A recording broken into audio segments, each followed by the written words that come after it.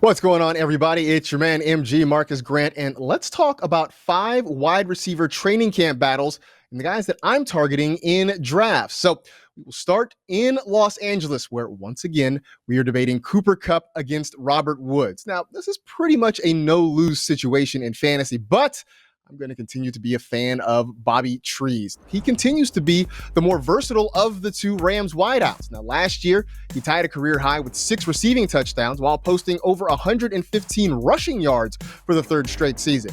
Adding Matthew Stafford to the mix should boost his receiving yardage totals and explains why he's going just a few picks ahead of Kupp in the 4th round.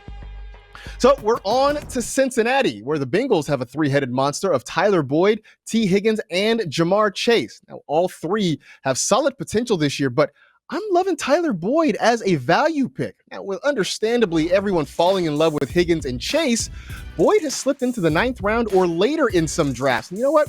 That feels a little bit disrespectful to the man who led the team in targets last year and should still see plenty of work in an offense that's expected to be pass-heavy in 2021, especially if we wait for Chase to kind of get his sea legs under him during his rookie season.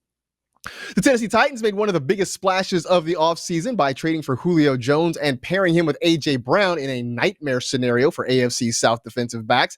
And as much as I love Julio, I'm riding with A.J. Brown.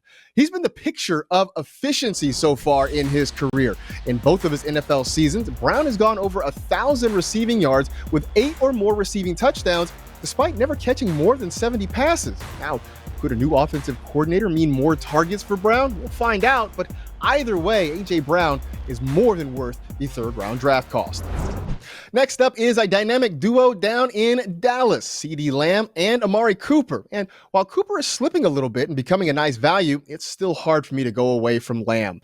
As a rookie, CeeDee Lamb posted over 900 receiving yards and 5 touchdowns, despite suspect quarterback play for much of the year and lining up primarily in the slot.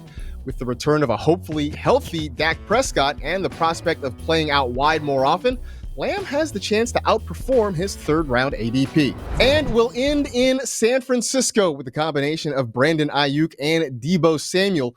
It's a potent pair for sure, but I am squarely on Team Ayuk. Now, last season, we got a taste of what he could do when George Kittle and Deebo Samuel were unhealthy and why the Niners traded up for him.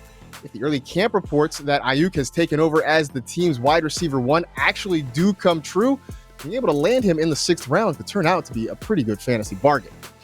Signups for NFL Fantasy are now open. It's fun, easy to play, and free. Plus, we've got live in-game highlights and player stories to help you crush the competition.